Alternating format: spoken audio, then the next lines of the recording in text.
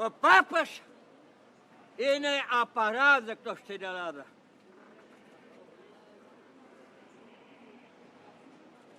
Na metanoice.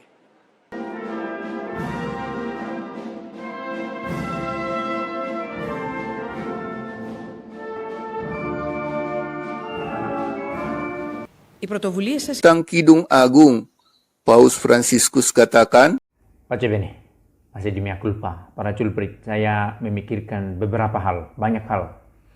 Ketika Paus Fransiskus berkunjung ke timur, ke Athena, dan ada pastor pendeta dari gereja ortodoks meneriaki Paus Fransiskus, sesat, Anda bidat. Dan menurut saya ini menjadi topik menarik ya. Apa arti sesat? Gereja mana yang benar? Siapa Kristus yang mau kita kenali? Dan kita kenal itu di mana? Gitu ya. Oke para sahabat, saya mau katakan selamat jumpa lagi di video ini.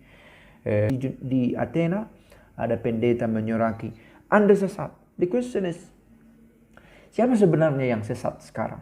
Begitu ya. Oke, tapi sebelum itu, apa arti seruan ini? Ad hominem pada pribadi Paus Fransiskus, atau Anda maksudnya adalah siapa yang direpresentasikan oleh Paus Fransiskus? Apakah Katolik sesat dengan pengajaran-pengajarannya yang terkini? Apakah terlalu progresif sampai meninggalkan nilai-nilai tradisional, nilai-nilai kekristenan? Nah, ini juga saya pikir perlu juga diinterogasi pastornya. Pastor ortodoks yang menyatakan Paus Fransiskus bidat. Saya pikir ini perlu bukan soal menyatakan salah, tetapi untuk menguji jangan-jangan benar Katolik secara institusional mulai menyimpang dari ajaran Kristus, atau ad hominem pribadinya Paus Fransiskus terlalu progresif menurut pastor itu. Menarik untuk didalami. Saya dengar berita bahwa polisi cepat bertindak, menahan dalam arti mencegah ada seruan-seruan yang lebih banyak lagi, dan akhirnya aman dan pastor ini tidak ditahan. Kemudian menjadi pertanyaan, ada saya temukan, kalau begitu satu teks kecil, kalau begitu gereja mana yang harus kita ikuti? Faktanya sudah banyak komunitas-komunitas yang mengklaim diri sebagai Kristen dan mengikuti Kristus. Ada satu jawaban yang menarik. Carilah gereja yang memiliki option for the poor. Memilih orang-orang lemah, yang memihak kepada orang-orang sederhana, terpinggirkan, marginal, yang terasing, yang teralienasi. Saya pikir karena dikatakan Kristus juga menunjukkan dirinya sebagai sosok yang memihak kepada orang yang lemah.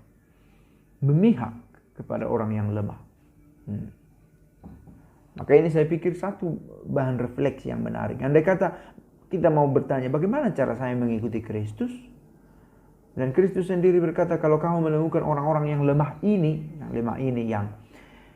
yang terasing itu, siapa yang paling lemah yang kamu temukan di jalanan dimanapun kamu berada, ya kamu bertemu denganku.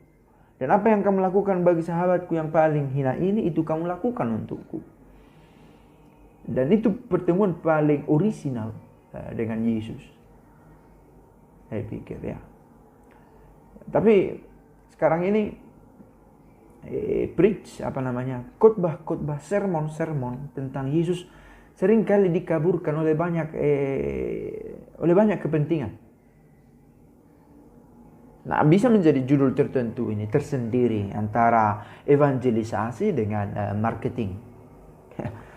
Tidak semua khotbah itu menarik, dan kadang fokus menjadi seberapa menarik khotbah ini, begitu ya. Bukan fokusnya seberapa bagus saya menjelaskan, memperkenalkan Kristus kepada banyak orang. Atau seberapa detail saya mencoba membahasakan siapa Yesus itu. Tetapi orang, apa yang menarik, kisah tentang Yesus itu yang terus dilakukan sehingga orang mendengar bahwa Yesus, kalau kita bersama dengan Yesus, kita hidup makmur, kita sehat, kita sejahtera. Faktanya kalau ada yang menarik, bagaimana? Menarik, menderita. Di mana Yesus ketika kita menderita? Nah, ada dua supaya kita memiliki banyak rezeki. Faktanya banyak orang Kristen yang miskin. Nah, kalau dalam situasi begini, di mana Yesus? Justru semakin rumit. Kalau saya miskin, ternyata Yesus itu jauh. Karena kalau saya bersama dengan Yesus, berdoa, harusnya saya mendapat rezeki yang baik, penghidupan yang layak. Faktanya, saya tetap miskin. Apakah Yesus itu jauh dari saya? Karma apa yang saya dapat? Mulai lagi mencoba pemahaman sinkretis. Ada karma, ada takdir, ada hukuman dari Tuhan. Padahal dalam situasi beginilah dibutuhkan panduan mengingatkan bahwa Kristus hadir dalam situasi apapun. Dan kita pun butuh latihan untuk makin mengenal Dia. Bersyukur ketika kita itu sukses itu tidak susah. Tuhan itu baik, hidup keluarga kami bagus, sehat semua, rezeki lancar. Memang Tuhan ini baik. Bagaimana kita mencoba meyakinkan orang-orang menderita bahwa Tuhan itu baik? Nah, ini satu tantangan yang hidup. Maka jangankan dulu meyakinkan orang, meyakinkan diri sendiri bahwa Tuhan itu baik. Padahal kita under pressure atau memiliki banyak tantangan. How can I be a good preacher while I have to convince myself that God is good? Bagaimana saya menjadi seorang pewarta yang baik? Sementara saya harus meyakinkan, pertama-tama meyakinkan diriku sendiri dulu, Allah itu baik. Oke. Ini berangkat dari tadi bahwa bagaimana kita mengenal Yesus yang benar itu? Di gereja mana kita harus mencarinya? Di gereja yang masih memegang teguh ajaran tradisional Kristus. Option for the poor. Memihak kepada yang lemah. Mengungkapkan kasih, cinta dengan memihak kepada yang lemah. Dan ini harus dikatakan tidak selalu gampang, tapi bukan berarti tidak mungkin. Hati kita tergerak sebagaimana Kristus tergerak oleh belas kasihan. Hati Bapa itu. Dan Kristus juga memiliki hati Bapa itu. Dan kita mengalaminya, dan karena kita mengalaminya, kita terdorong untuk juga mampu menunjukkan hati Bapa itu kepada banyak orang. Nah, lalu yang bidat, siapa yang bidat sebenarnya? Maka dialah yang menjauhkan dirinya dari Kristus yang memiliki option for the poor. Saya pikir itu bisa menjadi tolak ukur yang kuat untuk mengenal gereja mana. Maka kalau ada gereja yang secara konsisten dan devosional menyerukan keadilan, pro orang-orang lemah, orang-orang terpinggir, saya pikir itu pantas dipertimbangkan. Ada Kristus di sana, begitu. Tidak asik dengan teologi-teologi yang spekulatif teoritis, tetapi beraksi. Karena Kristus sendiri tidak meninggalkan konsep-konsep teologis dalam kitab suci. Kristus tidak menulis satu kalimat pun. As we always say, tetapi ia meninggalkan gereja yang di dalamnya ia menanamkan ajaran cinta kasih. Oke, para sahabat, video pikiran spontan. Pace bene. Gereja Katolik tidak merayakan Natal sebelum tanggal 24 Desember. Hal itu menyiratkan bahwa Gereja Katolik mematuhi kalender liturgi yang telah dibuat oleh tradisi gereja selama ribuan tahun. Kita menghargai saat demi saat dan kita merayakan Natal pada waktunya. Hal itu memang berbeda dengan gereja-gereja lain. Kita sama-sama merayakan Natal, kita sama-sama merayakan kelahiran Tuhan Yesus dengan cara yang sedikit berbeda, terutama soal jadwalnya. Mari merayakan Natal dengan gembira pada saatnya. Salam Advent.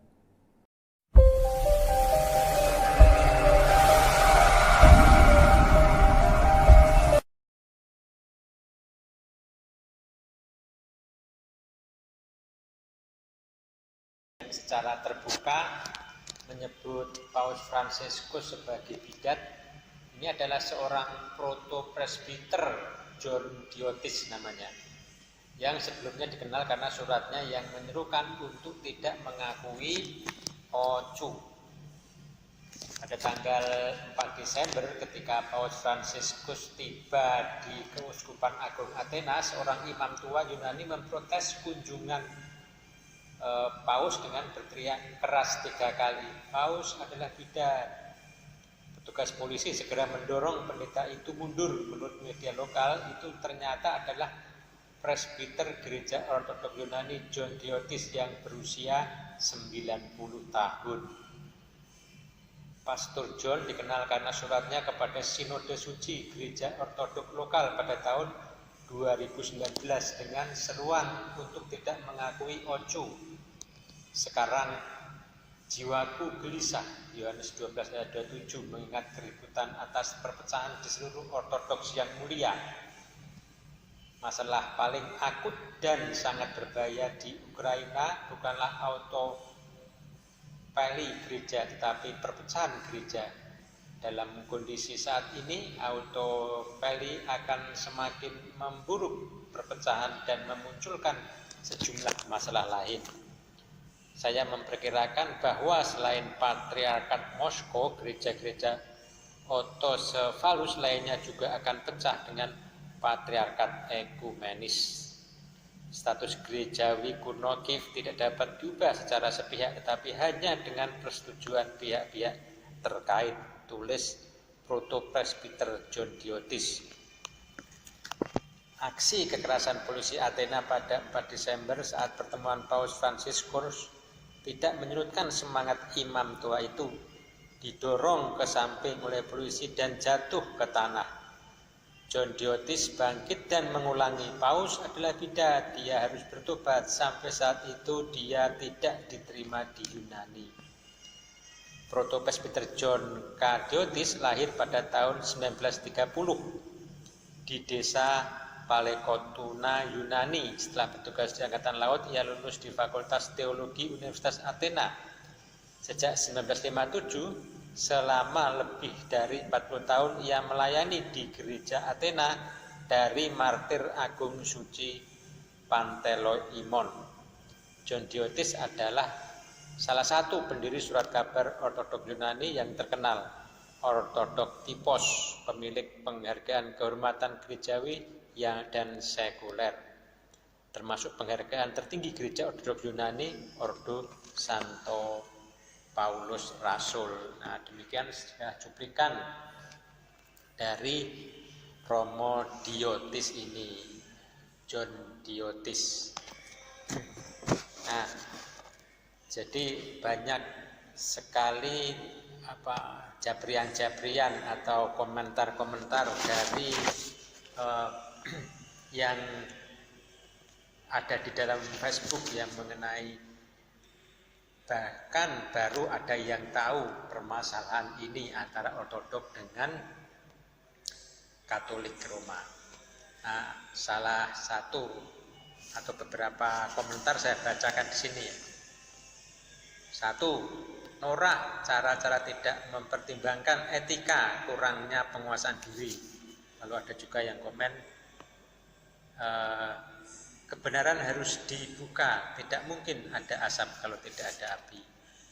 Kemudian ada lagi, ada teman lain mungkin karena keterbatasan cinta sang pendeta Ortodok itu sehingga ia teriak membidatkan orang lain.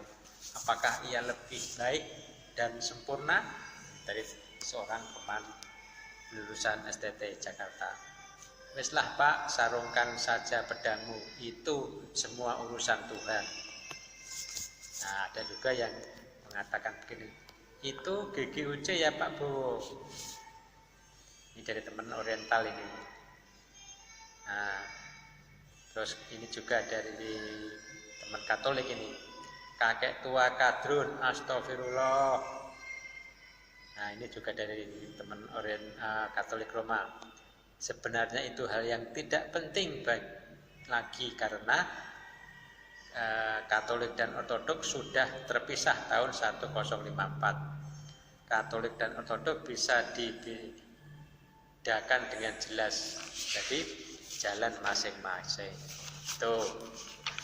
Nah, baik, akan saya jawab secara singkat dan juga saudara lihat di deskripsi yang saya tautkan tentang patriark dan perubahan kalender, meski tidak secara langsung menjawab tapi bisa menjelaskan.